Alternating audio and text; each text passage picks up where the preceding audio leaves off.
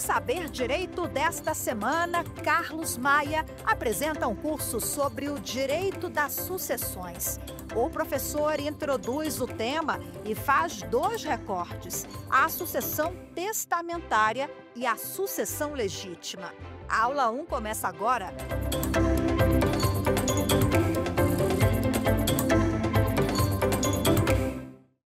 Seja muito bem-vindo, seja muito bem-vinda! Eis o professor Carlos Eduardo de Andrade Maia, aqui na TV Justiça do Supremo Tribunal Federal, para tratar de um tema que é muito caro a todos os que lidam com o direito, que é o direito das sucessões. Eu sou advogado e professor há longa data, já são quase 20 anos, atuando neste segmento, e o meu objetivo aqui como professor é transferir a você todo o conteúdo relacionado ao direito das sucessões da maneira mais singela que for possível, a fim de que você capture todo esse insumo acadêmico e consiga, doravante, dele tirar proveito para viabilizar a sua ascensão profissional. Não esqueça de seguir e de baixar imediatamente o aplicativo da TV Justiça Mais, por intermédio do qual você terá acesso a todo o conteúdo que aqui, nos estúdios da TV Justiça, é gravado com muito carinho por mim e por outros professores para você, como eu disse, alavancar a sua jornada. A nossa intenção, evidentemente, é transferir um conteúdo de maneira didática, de maneira muito simples, a fim de que você consiga, com essa simplicidade, extrair o máximo de conteúdo que for imprescindível para que você alavanque. Evidentemente, não podemos ignorar que muitos colegas que agora estão conectados conosco talvez não tenham tanto conhecimento assim e precisem, portanto, de um pouquinho mais de simplicidade na explicação. E eu prometo que tirarei proveito de todo o meu vocabulário para poder dissipar esse conteúdo para você e você dele extrair tudo o que possível for. Repito, o nosso objetivo é falar sobre o direito das sucessões. Trafegaremos pelo Código Civil e também pela Constituição Federal para tratar desse tema caro ao direito e caro a todas as famílias do nosso país. Afinal de contas, sem brincadeira, a gente sabe que a morte atingirá a todos os lares deste país e, evidentemente, quando a morte acontece, quando esse fato jurídico relevante vem à tona, diante estaremos da necessidade de aplicação das regras que advêm do Código Civil e que relacionadas estão ao direito sucessório. Não é possível, e eu como civilista falo isso de maneira muito tranquila, analisar o direito sucessório de maneira singularizada. Não é possível tratar do direito das sucessões sem que nós passemos os olhos de maneira panorâmica por todo o direito privado e até, repito, pela Constituição Federal. E é justamente com base nessa premissa maior que nós vamos iniciar a nossa propagação de conteúdo, repito, com a finalidade, eu vou enfatizar isso inúmeras vezes, de viabilizar a sua ascensão profissional. Eu sou o professor Maia. Eu, no final dessa aula, divulgarei para você as minhas redes sociais, a fim de que você, caso queira, contate-me e a gente consiga estabelecer um elo pós esta gravação, pós câmeras, e a gente consiga, portanto, auxiliar um ao outro no seu crescimento profissional e no meu também, evidentemente, porque a gente troca as nossas experiências.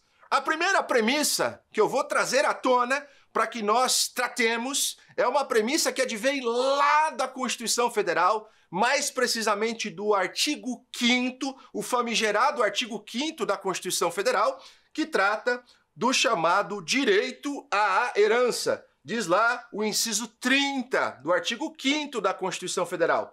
É garantido o direito à herança. É garantido o direito à herança. Professor, o direito à herança é garantido, mas isso não é só um clichê? Não estamos diante apenas de uma formosura constitucional que visa, de maneira simplória, assegurar o direito sucessório a quem quer que seja? Eu diria que não é bem assim.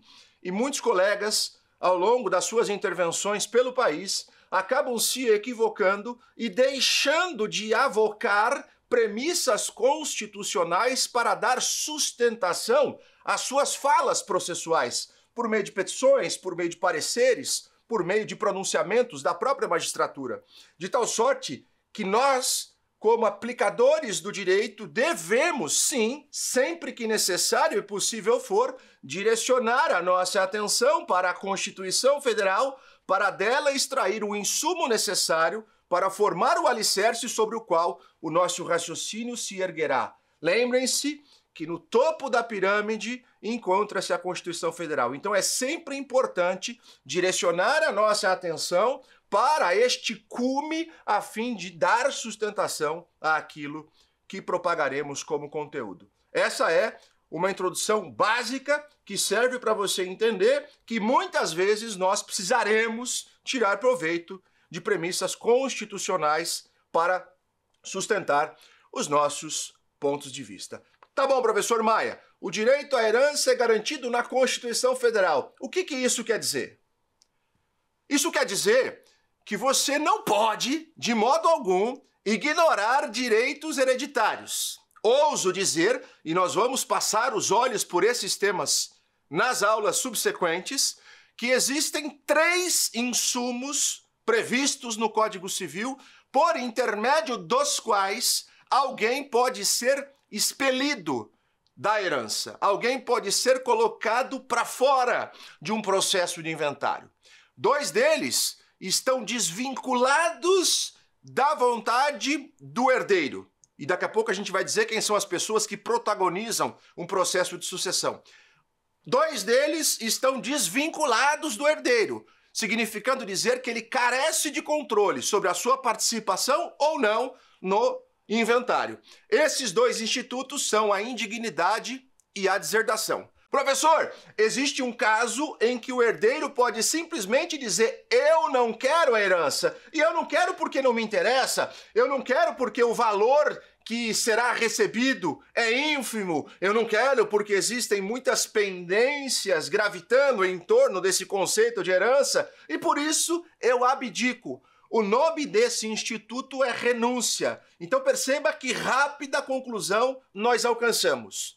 Há 2 ferramentas por intermédio das quais alguém busca a exclusão do herdeiro do inventário. A contragosto desse herdeiro. Ele quer permanecer, mas ele será expelido por alguma razão que a gente vai analisar aqui nas aulas subsequentes. Agora, existe um outro instituto que confere ao próprio herdeiro, que é chamado para receber a herança, a autonomia para dizer: eu tô fora, eu não quero participar disso, não quero nada que vem de papai, não quero nada que vem de mamãe. E isso é absolutamente lícito, natural e faz parte do contexto do direito sucessório. E nós vamos, portanto, analisar isso. Fora estas situações, em princípio, pode-se afirmar que o direito hereditário, garantido na Constituição Federal, não permite, rapidamente, digo isso sem muito aprofundamento, excepcionalidades. De tal modo que o direito à herança sempre será assegurado. E aqui eu abro parênteses para gerar uma provocação. O fato de você ter direito à herança não significa dizer que você vai alcançar isso em tempo anterior àquele que a lei prevê como o momento certo para você se apropriar do patrimônio. Professor Maia, pera um pouco, eu não entendi. Prestem atenção. Quando uma pessoa falece, há a transmissão de tudo aquilo que ela deixou. Enquanto ela estava viva, nós podemos chamar aquele conjunto patrimonial de patrimônio. Na medida em que há o falecimento, na medida em que há a cessação da atividade cerebral, na medida em que há a extinção da personalidade jurídica da pessoa natural, que é o marco morte para nós civilistas, diante se estará da transmissão do patrimônio. Morte provoca a transmissão do patrimônio, de tal modo, portanto, que a pessoa viva não tem, tecnicamente falando, herança. Ela tem patrimônio. Mas, Maia, as suas filhas, e eu tenho duas, são suas herdeiras? Não, porque eu estou vivo, elas são minhas herdeiras em potencial. Se eu falecer primeiro, elas, se vivas estiverem, tomarão posse do patrimônio que deixar, que com minha morte será transmitido para elas e passará a se chamar herança. Então, o fato da Constituição Federal assegurar o direito à herança não significa dizer que o herdeiro potencial poderá, por exemplo, criar podas na dissipação do patrimônio por aquele que vivo está. Essa é, lamentavelmente, uma das perguntas que eu mais ouço na minha atuação profissional. De pessoas me procurando, dizendo algo parecido com: olha, papai já está acima dos 70 anos, já está acima dos 80 anos, e ele está vendendo toda a minha herança. Isso é um absurdo. Papai está gastando todo o meu dinheiro. Isso é um absurdo. Dos mais lamentáveis de todos. Porque o dinheiro é de papai. E com esse dinheiro, evidentemente, desde que tenha lucidez, desde que não estejamos diante de um cenário que provoque curatela, é dele. E ele faz com esses números o que ele achar que deve. Simples assim. Professor, existe mais alguma premissa constitucional para a qual eu deva direcionar a minha atenção? E a resposta é positiva. Você precisa tomar nota do artigo 227, parágrafo 6º da Constituição Federal, que diz: os filhos, havidos ou não da relação do casamento ou por adoção, terão os mesmos direitos e qualificações, proibidas quaisquer designações discriminatórias relativas à filiação. E o professor Maia, sem soberba, toma, eu diria, a caneta nas mãos e acrescenta ao cabo dessa frase: inclusive sob a ótica sucessória. Ouça bem isso para você não se complicar. É possível, eu vou gerar uma provocação aqui, junto com você. É possível que um cidadão no nosso país faça a transmissão de um patrimônio em maior quantidade para um de seus filhos, preterindo o outro? Eu vou repetir a pergunta para você compreender a evolução do raciocínio. No nosso país, um cidadão evidentemente dotado de capacidade civil e ostentando rigidez mental tem autonomia para pegar o seu patrimônio e transmitir em prol de um de seus filhos uma quantidade maior, deixando os outros à deriva sob o ponto de vista patrimonial? A resposta é positiva. A resposta é sim, isso é possível. Por ora, a única coisa que eu preciso dizer a você é que isso é admissível. O nosso Código Civil permite que você trafegue por essa linha de raciocínio. A nossa legislação permite que um pai beneficie um filho preferido, por exemplo, com uma maior quantidade da sua herança. Vírgula, não sempre. E desde que, e aí existem algumas variantes que precisarão ser observadas para que esta transmissão não seja eivada de vícios que a maculem e que, evidentemente, fragilizem essa disposição daquele que pretende beneficiar um dos filhos em detrimento dos demais. Professor, por que você está fazendo essa ponderação? Eu preciso que você tome propriedade da seguinte informação. A lei não pode distanciar os filhos um do outro. A lei não pode entregar aos filhos tratamentos díspares, tratamentos diferentes. Mas essa mesma lei, lá no topo da nossa hierarquia legislativa, que diz que entre os filhos não existe distinção, confere a nós, cidadãos, dotados de personalidade, de capacidade de rigidez mental, a autonomia para dissiparmos o nosso patrimônio da maneira como nós quisermos. E aí, diante estaremos de uma bifurcação, porque enquanto a lei diz que os filhos não podem ser tratados de modo diferente, inclusive com a caneta do professor Maia, sob a ótica do direito sucessório, esta mesma lei diz que sim, um titular de patrimônio pode transferir uma parte mais significativa, mais ampla de seu acervo para um de seus filhos em detrimento dos outros, vírgula, desde que respeitados os limites. Essa bifurcação já avança para um outro tópico da nossa aula, que trata das modalidades sucessórias que estão previstas em todo o nosso sistema legislativo. Modalidades sucessórias essas que nós, evidentemente, também analisaremos. Professor, o que diz o Código Civil a respeito do direito das sucessões? O Código Civil divide o direito das sucessões em 4 grandes tópicos: sucessão em geral, sucessão legítima, sucessão testamentária e depois, por fim, inventários em partilhas. 4 grandes etapas: em geral, legítima, testamentária e depois inventários e partilhas. Estas são as grandes cisões que o legislador, lá em 2002, decidiu fazer e que até hoje impera em nosso ordenamento jurídico. Essa cisão traz à tona, na parte inicial, as regras básicas que serão consumidas por nós, aplicadores do direito, e endereçadas ao nosso cliente, ao jurisdicionado, no caso da magistratura, a fim de que estas regras preponderem quando diante não estivermos de uma especificidade. Agora, vamos lá, olha que legal. Lembra que eu disse que chega um momento em que a gente bifurca a nossa análise? E esse momento previsto está neste tópico do Código Civil que diz, de maneira claríssima, que existem 2 tipos de sucessão. Aquela sucessão que deriva da vontade da lei, e eu estou usando vontade no sentido figurado, evidentemente, porque a lei não tem vontade, é só para você captar essa informação, tomar nota e, obviamente, não se equivocar. E a outra sucessão, esta sim, que deriva da vontade do futuro morto.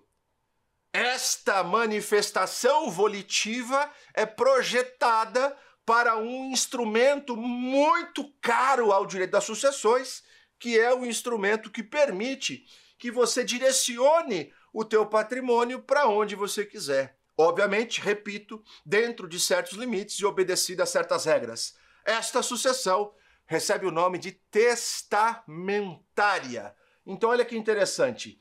A lei, constitucionalmente falando, não pode diferenciar os filhos, de modo que o filho primogênito não receberá mais patrimônio do que o filho caçula, de modo que o filho sócio-afetivo não será menos agraciado do que o filho biológico. São eles todos iguais. Aliás, o próprio Supremo Tribunal Federal já assentou isso, inclusive, recentemente em seus julgados, de modo que, efetivamente, não é possível essa distinção. Agora, a lei não pode fazer isso. Você, com as rédeas da própria vida, com a autonomia de dilapidação de seu patrimônio, tem, sim, o poder de direcionar uma fatia maior do seu patrimônio para um dos seus filhos, deixando o outro com uma fatia apequenada. E isso, eu asseguro a você, é lícito e você vai entender em que situação isso acontece. Professor, eu ouço muito a expressão de cujos. O que isso quer dizer? Essa expressão de cujos vem de uma expressão do latim que significa de cujus successione agitur, aquele de cuja sucessão se trata. De cujus é sempre uma palavra que vai se coadunar com o artigo o de cujus, sempre, ainda que você se refira a uma pessoa do sexo feminino, o de cujus. Professor Maia, eu quero escrever de um jeito diferente. A falecida.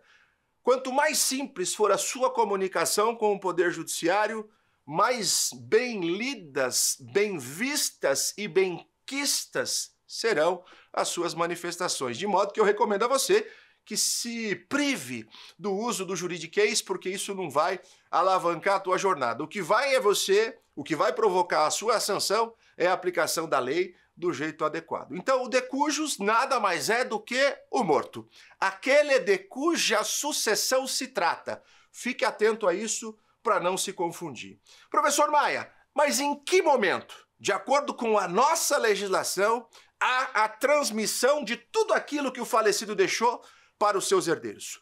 Qual é o exato instante em que há efetivamente a aplicação desse verbo transferir? Em que cenário isso acontece? O Código Civil, diria eu que desde lá do século passado, desde o Código Civil de Bevilacqua, desde, portanto, do Código Civil de 1916, importou o princípio que você certamente já ouviu falar, oriundo lá, eu até coloquei aqui, da França do século XIII, que é o princípio de Soissines. Eu não sou professor de francês, eu não falo francês, eu não vou me empenhar aqui por uma pronúncia adequada, mas você entende e você aplica isso como o princípio de Soissines, que é aquela regra que traz à tona a seguinte comunicação. Anota isso, ó. Morreu, transmitiu. Morreu, transmitiu. Morreu, transmitiu. Morreu, transmitiu. E quem diz? Quando a morte acontece, é uma outra área, uma outra ciência, importante, diga-se de passagem, para o mundo do direito, que é a medicina. É a medicina que vai dizer, aqui não há mais vida. É a medicina que vai emitir um atestado para dizer, houve a cessação da atividade cerebral. Não cabendo a nós, juristas, o ônus de nos debruçarmos sobre outras regras oriundas de outra ciência para enxergarmos se houve ou não houve morte. Para nós o que importa é, tem atestado? Sim. O atestado virou uma certidão de óbito assentada em oficial de registro civil de pessoas naturais de qualquer oficial do país? Sim. Então a pessoa faleceu. É nesse instante que há a transmissão do patrimônio. E aqui eu faço uma observação de relevo altíssimo.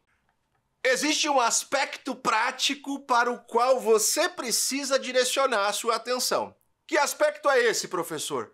Você já reparou que nas certidões de óbito sempre consta, além da data, a hora em que o óbito aconteceu? Você já deve ter visto em programas de TV desses de investigações criminais em que há um médico numa sala de emergência fazendo massagem cardíaca num cidadão, até que ele, suado, se cansa e diz, não há mais o que fazer. E nesse momento, a própria câmera dos estúdios que estão filmando esse episódio se direciona para o relógio e aponta o horário do óbito. Por que que isso acontece? Porque é justamente nesse instante que há, para nós civilistas, a extinção da personalidade jurídica da pessoa natural. E é neste milésimo de segundo que essa transmissão pelo princípio de Soissines acontece.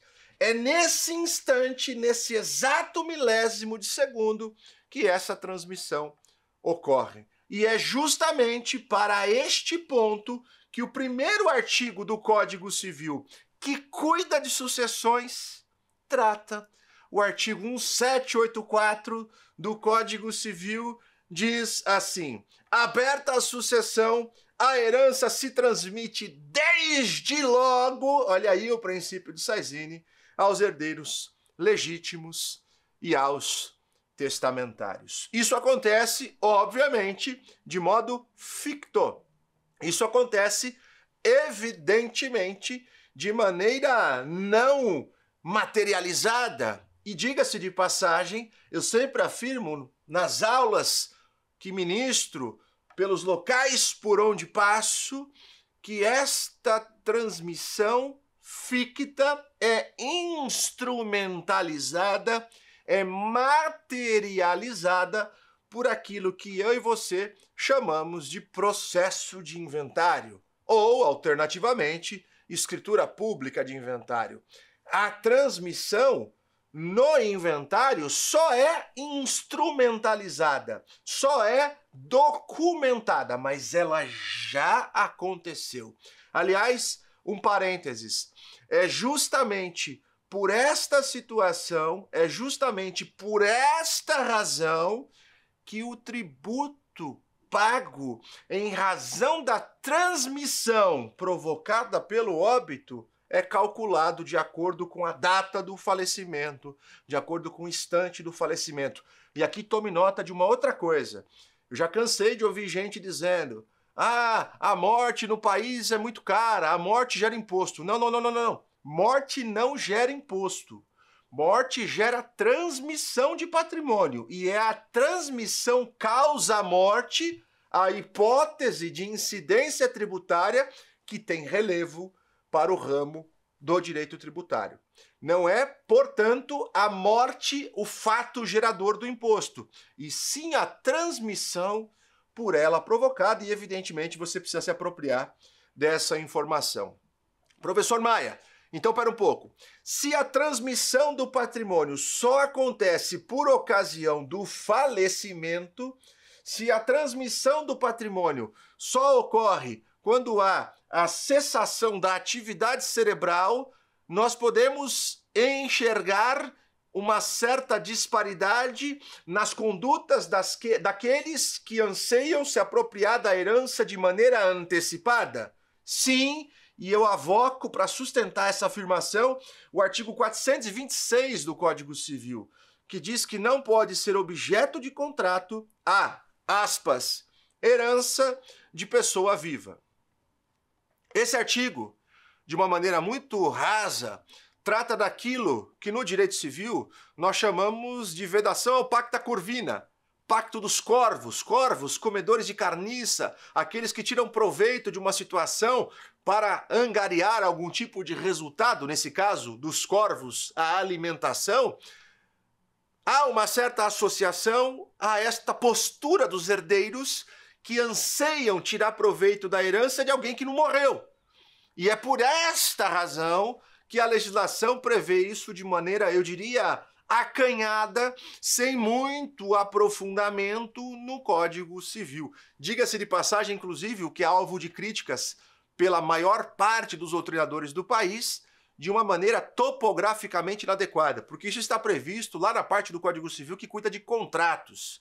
Não pode ser objeto de contrato. E aí nós precisamos analisar isso de uma maneira muito mais profunda, sobre qual é o conceito de contrato, qual é o conceito de contrato no ambiente maior, que é o dos negócios jurídicos, e a gente não vai, porque o tempo não permite, o tema não é esse, divagar por esse assunto. Mas eu recomendo a você que sim, debruce-se sobre esse assunto para alcançar maiores resultados.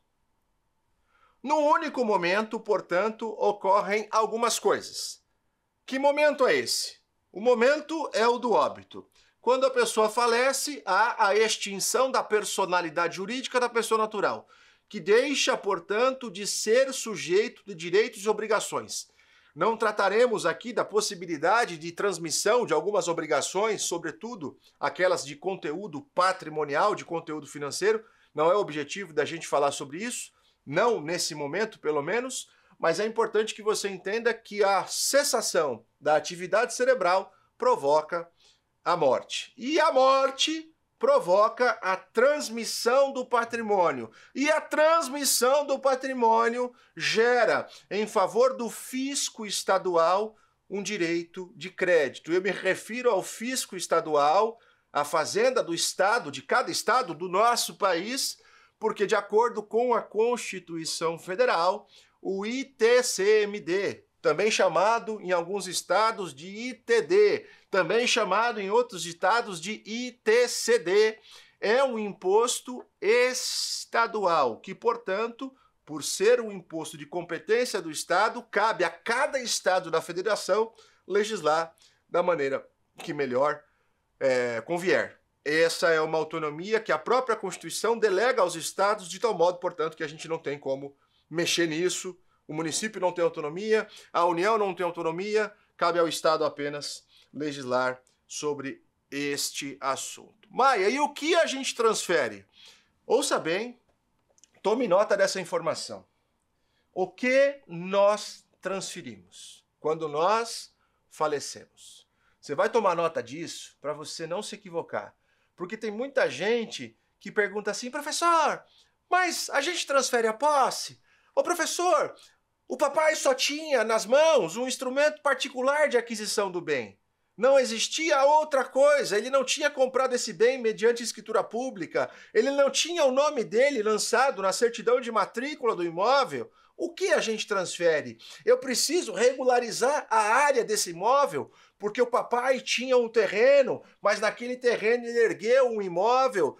O erguer deste imóvel não foi averbado na matrícula para a informação pública extraída do registro de imóveis, ainda aparece apenas um terreno. Eu tenho que regularizar essa construção antes de fazer o inventário, no curso do inventário, pós-inventário. O que eu te digo, nesse momento, é que você se aproprie dessa informação para você jamais se equivocar. O que o morto transfere? A resposta é o que ele tinha, do jeito que ele tinha, com as intempéries que gravitavam sobre esses bens e etc. Não há, ouça bem, não há nas mãos do advogado contratado para fazer o inventário a obrigação de fazer regularização diária. Se o falecido morreu e vinculado ao CPF dele havia um imóvel que em sua matrícula ostentava apenas a característica de terreno, não há nada que impeça que você faça, ouça bem, a transmissão do que ele deixou, do jeito que ele deixou, com as patologias que ele deixou e que ele deveria ter resolvido enquanto vivo estava, transmita tudo isso desse jeitinho para os herdeiros e já aproveite a oportunidade, caso você tenha habilidade para isso, eu não tenho, para ofertar para o seu cliente a solução dos problemas registrais do imóvel. Se você tiver habilidade, não há nenhuma dificuldade em você dizer para o cliente, olha, nós conseguimos fazer um inventário transferindo o que seu pai deixou, leia-se, um terreno, mas se você quiser regularizar a área para constar na matrícula a edificação que seu pai fez, passando os olhos pelos eventuais entraves que existem perante a prefeitura, passando os olhos pelos eventuais impostos ou tributos de um modo geral que precisam ser recolhidos, eu estou à sua disposição. Não há nada que impeça que você oferte um serviço a mais para os seus clientes. Você não pode fazer isso de maneira desregrada e, evidentemente, açoitando o nosso código de ética da advocacia. Mas para o seu cliente você pode fazer essa oferta adicional a fim de que ele, evidentemente, te contrate para um serviço a mais. Isso não impede, porém, que o inventário seja feito. Se o falecido tinha lá no seu leque patrimonial apenas a promessa de aquisição de um bem, e aqui abro parênteses, eu e você sabemos que a escritura pública é indispensável para a transmissão de direitos reais imobiliários, inclusa a propriedade, cujo valor ultrapasse a 30 salários mínimos. É o que prevê o artigo 108. Muita gente, porém, ignorando essa previsão legal, faz, aspas, as compras e vendas de bens imóveis mediante instrumento particular. E nós, juristas, sabemos que o instrumento particular carece de força para a transmissão de propriedade num cenário exemplificativo como esse. De modo, portanto, que o que esse cidadão que ostentava em sua gaveta apenas um instrumento particular de promessa de venda e compra, ainda que ele tenha todos os documentos na mão, ainda que ele tenha todos os comprovantes de pagamento das mensalidades, das parcelas semestrais, anuais nas mãos, ele não tem a propriedade e ele morre tendo esse documento em sua gaveta. O que vai transmitir? Exatamente o que ele tinha. Não há nenhum problema em você projetar isso do jeito que estava para o processo de inventário. Até porque, ouso dizer, é provável que esse instrumento ostente uma cláusula de sucessão. Para dizer, se a pessoa morrer, o que ela tem vai transmitir. O que vai transmitir? O que ela tem, o que ela tinha, direitos aquisitivos. Então são esses direitos que a gente vai eventualmente projetar para o processo de inventário. Professor Maia, por que eventualmente? Por uma razão muito simples. Eventualmente porque é possível que nós tenhamos nas mãos outras ferramentas das quais podemos tirar proveito para solucionar essa questão. Como, por exemplo, a uso capião. Professor, mas qual vai ser a alternativa mais atrativa e viável? Eu não sei. Nós precisaremos analisar casuisticamente cada cenário. Esta análise de cada cenário é que vai permitir o alcance de uma conclusão segura, é que vai permitir que você efetivamente dê ao teu cliente a necessária e, mais do que isso, esperada, correta orientação. Quando você de frente do problema estiver, faça o inventário do que o falecido tinha ou ajuízo uma ação de uso capião. Faça o inventário do que o falecido tinha ou dou início a um procedimento de adjudicação compulsória. Em cada situação, você terá que fazer uma criteriosa e customizada análise. Não encaixe o seu cliente numa forma, porque essa é a receita para o insucesso. Trate o seu cliente de maneira muito personalizada, individual. Chame ele pelo nome, porque é isso que vai fazer com que você se destaque. Você gosta de ser bem atendido, eu gosto de ser bem atendido, e é, portanto, uma das nossas obrigações entregar aquilo de que gostamos de receber para aquele que confia a nós o que de mais importante tem e que a gente costuma chamar de cliente. Eu trato dentro do meu escritório os nossos clientes como aqueles que confiam a nós o que de mais importante tem. Pode ser uma questão relacionada à guarda, pode ser uma questão de alimentos, pode ser um inventário expressivo sob o ponto de vista patrimonial, pode ser um inventário modesto sob o ponto de vista patrimonial, mas para aquele cliente é o problema que faz com que ele não durma. E você precisa dar a ele a necessária proteção, precisa jogar sobre ele a necessária redoma para que ele se sinta protegido pela sua atuação. Simples assim. Professor Maia, existem, portanto, segundo a sua bifurcação, duas modalidades de sucessão: a sucessão legítima e a sucessão testamentária.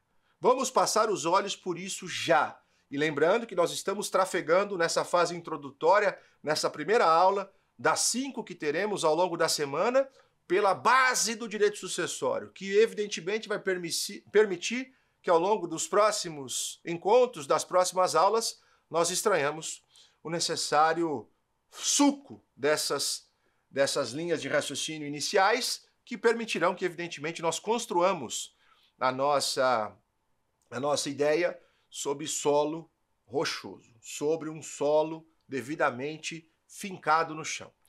Maia, então são só duas sucessões, a legítima e a testamentária? Vamos entender uma coisa. A sucessão legítima é aquela que deriva da lei.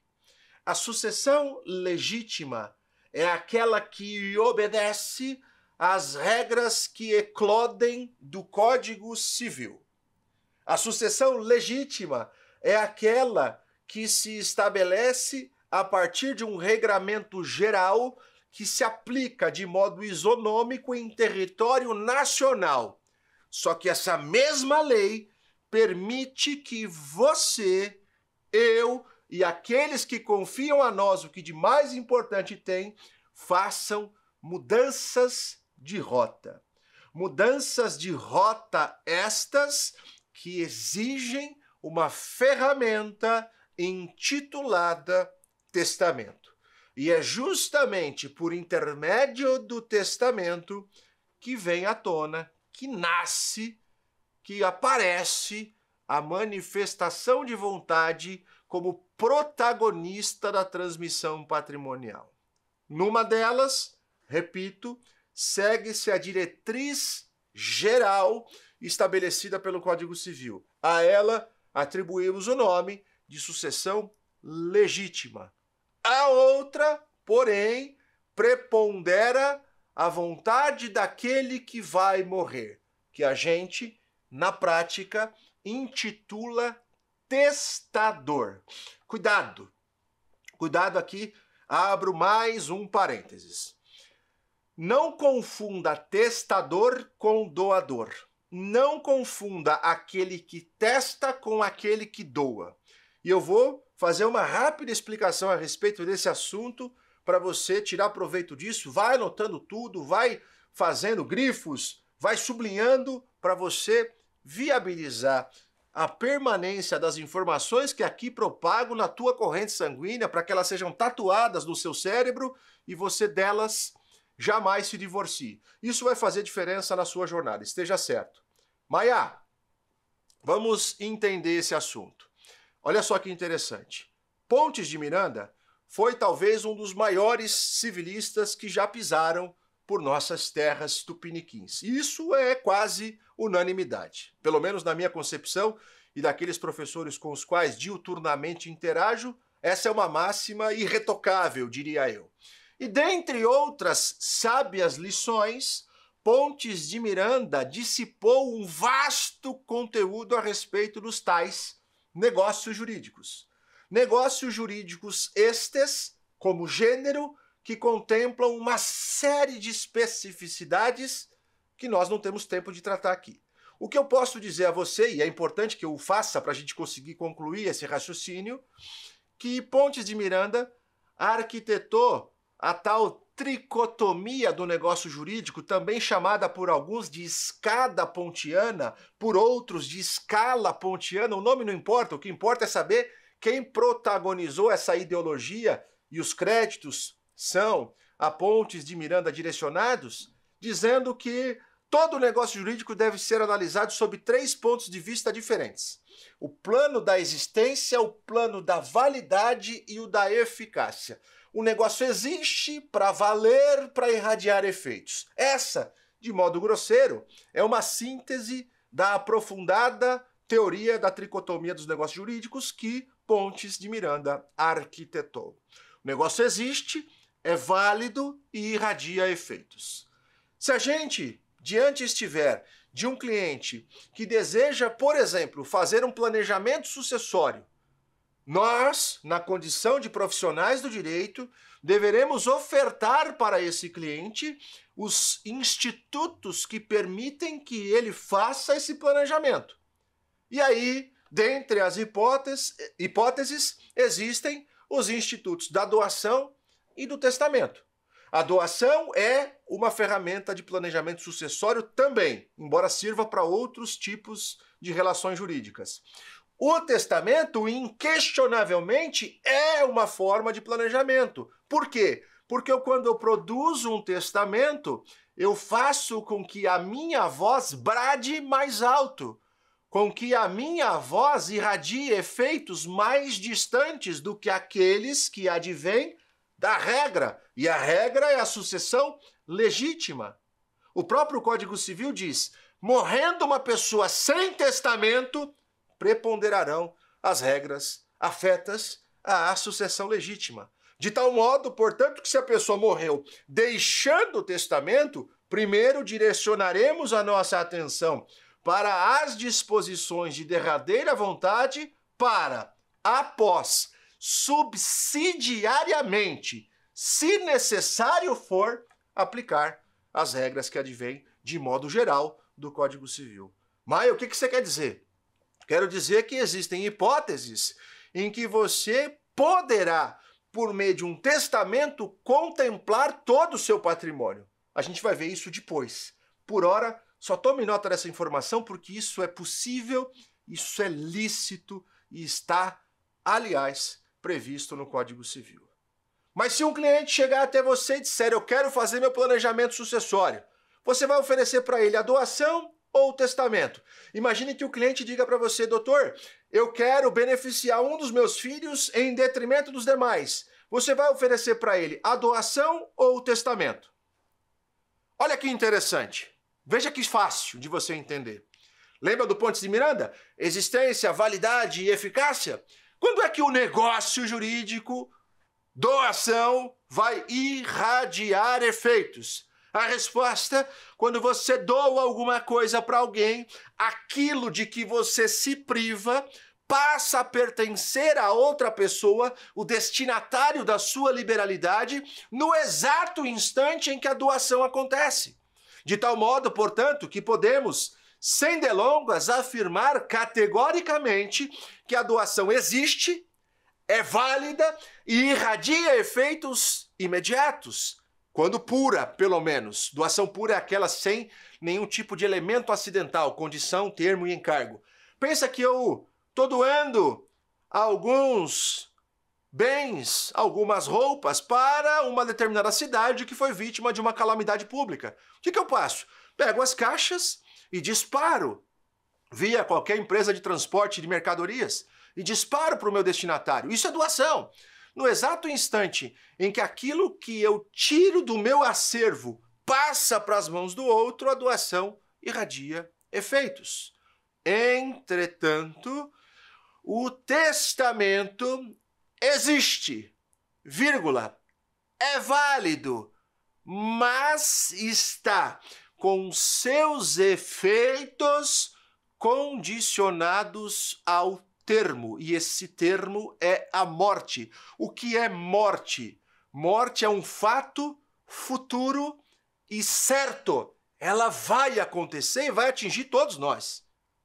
Isso é inquestionável. Todos nós sabemos disso. Então, se é um evento que vai acontecer, morte é termo, morte não é condição. É um evento futuro e certo. Então, os efeitos do testamento estão subordinados ao termo morte. Quando ela acontecer, a transmissão também se propaga. Enquanto isso, não. Então, qual é a diferença entre a doação e o testamento? Os efeitos da doação, como eu disse, são irradiados no exato instante em que ela se consuma, lembrando que se forem coisas móveis, a tradição é o suficiente, se forem coisas imóveis, o registro quase sempre é indispensável. O registro do instrumento translativo é o que vai irradiar os efeitos daquela doação. Entretanto, o testamento tem seus efeitos condicionados ao evento futuro e certo, que é o óbito. Tem os seus efeitos subordinados ao evento futuro e certo, que é o óbito. Quando o óbito acontecer, aquilo que escrito está no testamento passa a irradiar efeitos. Enquanto o óbito não acontece, isso também não vai acontecer, isso também não vai ocorrer. De tal modo, portanto, e você daí extrai uma informação relevantíssima até, por consequência natural, como reflexo, que o testamento tem como característica relevante a sua revogabilidade. O que isso quer dizer? Que o testamento pode ser modificado. Enquanto eu tiver lucidez, enquanto eu tiver rigidez mental, e evidentemente essa é a condição sine qua non para qualquer negócio jurídico no país, eu posso mudar de ideia. Ah, mas o senhor tinha me beneficiado. Tinha, mas eu não morri ainda, então eu posso mudar de ideia. Ah, mas isso é sacanagem. Interprete como você quiser. Você era só um espectador. Você era só um herdeiro em potencial, mas eu não quero mais transferir isso para você, porque você fez alguma bobagem, eu não chancelo a sua conduta e, portanto, você está fora da minha sucessão. Basta desfazer o testamento de maneira mais clara, revogando-o para que essa mudança na disposição de derradeira vontade aconteça. Olha que interessante. Então a gente encerra os parênteses e volta para o raciocínio. Bifurcação. Sucessão legítima, sucessão testamentária. Mas, professor, só existem essas duas? Só há duas modalidades sucessórias, a legítima e a testamentária? Você vai encontrar, na boa doutrina do direito sucessório, um monte de autores fazendo observações interessantíssimas a respeito de um assunto. Quais informações são essas? Vários autores, de maneira muito significativa, dizem que há uma terceira modalidade sucessória. Dizem que há uma terceira modalidade, que eles chamam, em sua grande maioria, de sucessão anômala. Anomalia traz à superfície a ideia de irregularidade.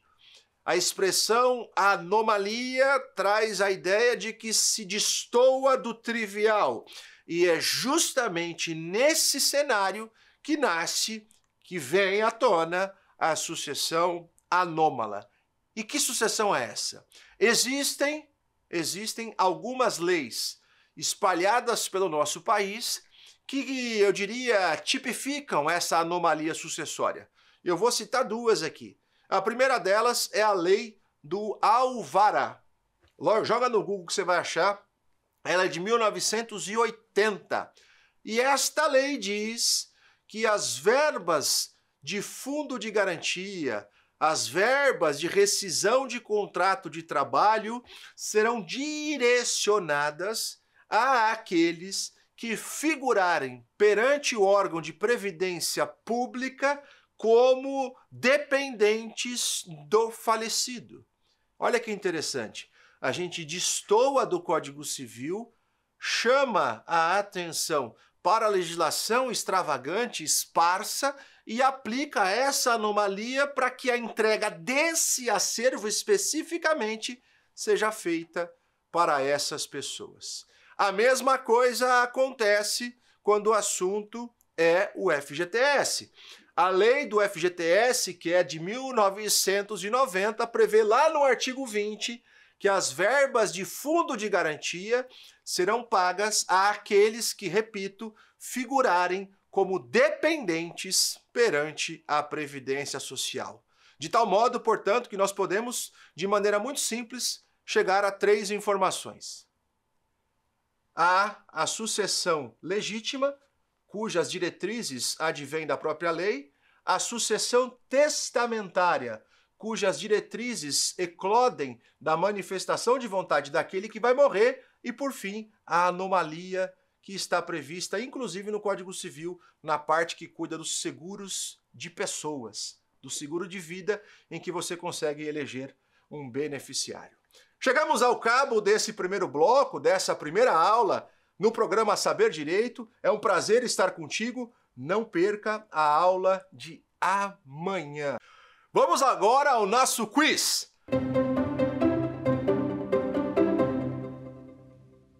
De acordo com o Código Civil, em que momento há a transmissão do patrimônio do de cujus? Letra A, abertura do inventário. Letra B, abertura da sucessão. Letra C, abertura do testamento. E letra D, pagamento do imposto de transmissão. A resposta certa é a letra B, abertura da sucessão. Você acompanhou, na aula de hoje, as informações que dividi contigo e que fizeram com que juntos chegássemos à conclusão que o momento da transmissão do patrimônio é o óbito e a abertura de sucessão é, para o direito, um sinônimo da expressão morte que, como eu já disse, gera a transmissão. Resposta certa, portanto, letra B.